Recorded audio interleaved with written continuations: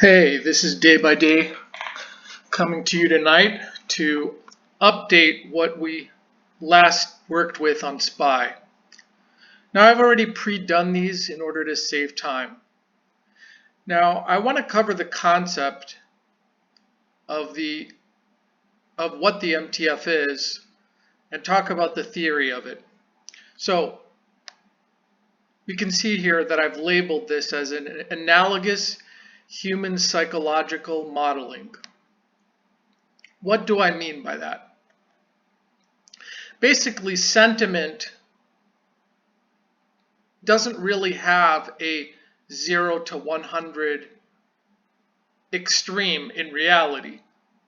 Sure, you can create indicators for sentiment, but what happens when those sentiment indicators get embedded either to the upside or to the downside?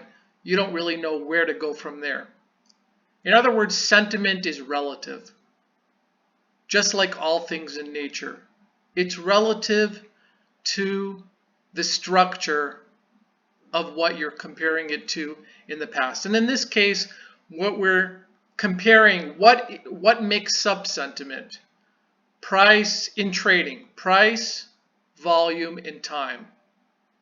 If you're missing one of those out of the three, you're really missing out because you're missing on 1/3 of the puzzle, assuming you're missing one of them. And many of the indicators that are popular do not include volume. That's just a fact.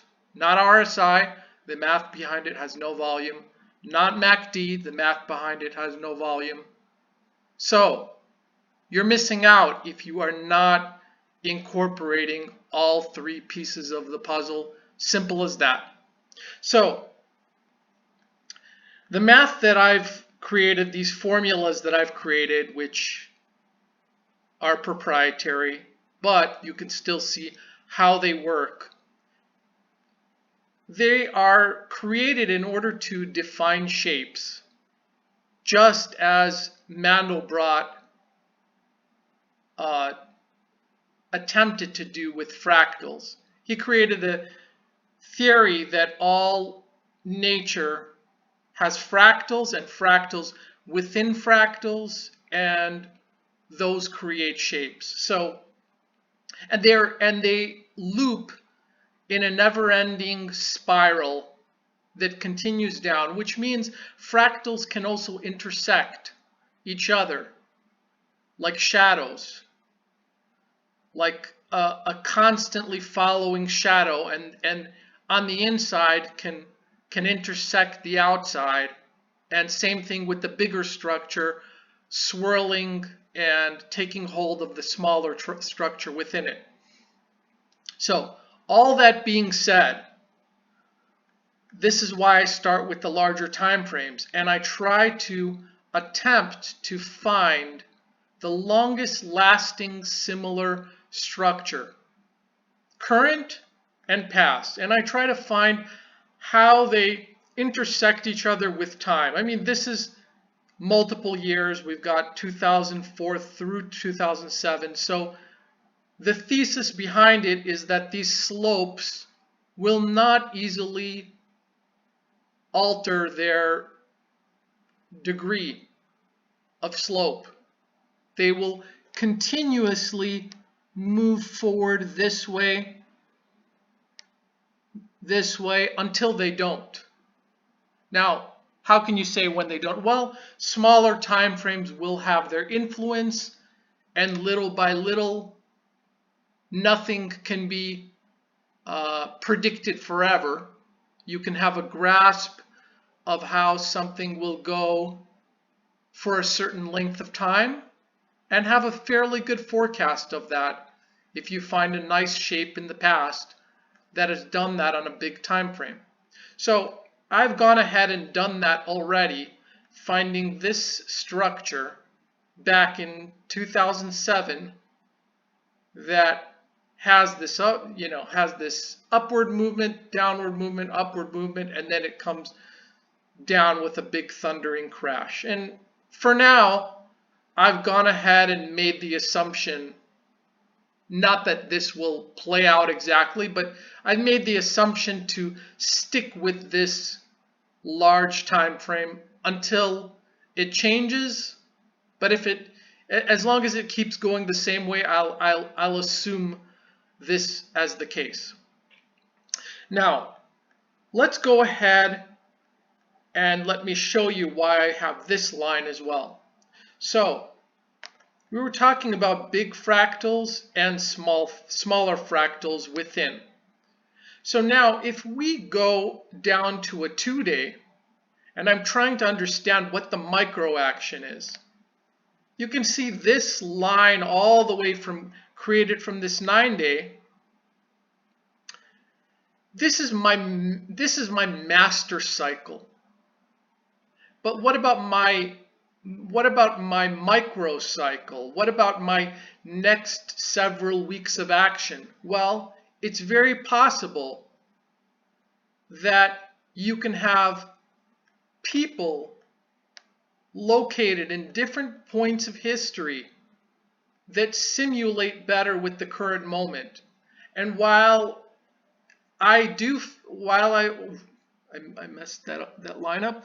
Okay, while I do feel this master fractal will eventually overcome this microcycle, I want to use the microcycle as a guideline for the next few weeks because I feel that it is more relevant to the current people in time, to the current psychology in the moment. As you can see, these curves look very much like these curves.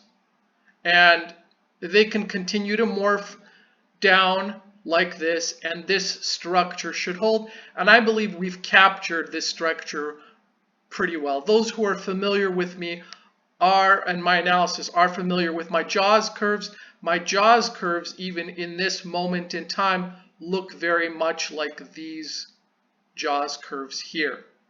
So let's go ahead and consider that this point in 2016, October 3rd, is very similar to this point here where we are now, and the date is September 10th. Now this is a very complex structure shape. You can see how similar it is in the sense that, hey, we've got this red slope here, we've got my greeny momentum indicator crossing through it right about in the same place, and we can now imagine this red slope coming down slowly like this, while the gray slope comes down like this. We have that same imagined slope here on both curves. And that helps me define maximum probability out of the given choices. Because if I were to look at everything in between, nothing looks as good as that. Not here, not here, as this is moving upward, this is moving downward, this is moving downward, and so on. So that should clear up a lot of the thesis behind the MTF. And this is a very non-traditional way of thinking about the markets. It's things that took me a lot of time, a lot of dreaming about, a lot of trying to solve puzzles inside my head. And eventually I came up with, after watching different videos, reading materials on Mandelbrot, I've come to tie it all together and create my own unique form of analysis. And really anybody can do this type of analysis. You don't specifically need my proprietary math. You can I often recommend traders to take the Technitrader courses because you will already be more accomplished as an analyst, which hopefully will evolve into as a trader through time by absorbing the material, by understanding what the math is behind the formulas that they have, important formulas like time segmented volume, balance of power, money flow. Anyhow, just I recommend that course, and it is it was taught to me through my mentor Michael Chuppy, and it's stuck with me. I know of other very good traders now, like Andy and Fidel have adopted this school of thought as well, and I mean they've made leaps and bounds with their analysis, and are great analysts and traders on their own who follow this. So I do recommend it to anybody, and I have no affiliation with that company.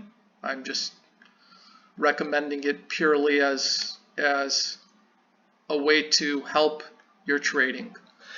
So we've got this complex structure, as you can see, and I find us to be right in the middle of this chop suey sort of wedge, which makes things difficult because in real time we are going to experience a lack of a defined trend.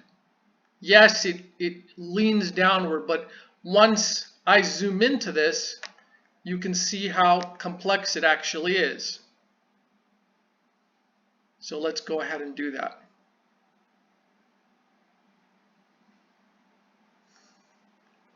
To deal with my Wi-Fi here, which is loading very slowly, or maybe it's TC2000, so give it a few.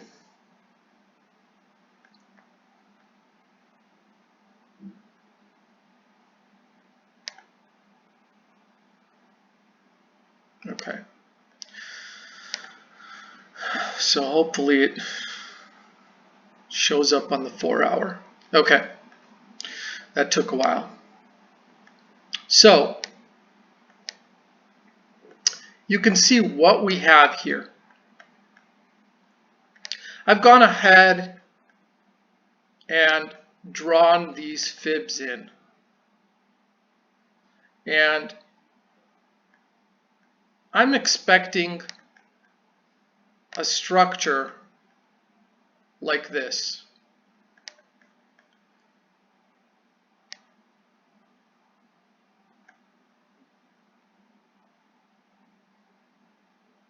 This may double top in this area, but let's just go ahead and lately I've been using fibs to try to enhance the analysis for more accurately painting my circles for better targets, and they have been helping. So I'm looking for this area, this circle that we are in now, to be a local topping range. I'm starting to get a signal that that is more of the case, which I didn't a few days ago, but now is starting to tie in. So what it appears to me, if you look at this macro frequency and this micro within it, turns into this fractal right here, where I'm expecting some downside, some upside, follow through of downside, then a big upward wave. And that defines my latest view. And if you see that if I zoom out of this whole thing and assuming that the 9-day master frequency that I've originally captured is correct, that would have us topping in the master cycle somewhere in 2020, possibly the first quarter or the beginning of the second quarter, and starting a much bigger wave down that would lead to the recession that everybody's so hyped up about and trying to predict from here, which currently I don't see it, but I try to stay unbiased and I try to completely clone the frequencies and do nothing more. That's the simplicity of what I do. Of course, I've refined these techniques to better accurately capture where we are in the current moment compared to the past. And I've done that with some new math formulas that I've created, which I call Greenie, just a loving term for that new indicator that I use to help define cycles. So I hope you've enjoyed this video, and if you have any questions, let me know. And I do hope you find this, just the concept of this, as fascinating as I have in the last few years during this whole evolution of the concept. So thank you and have a great night.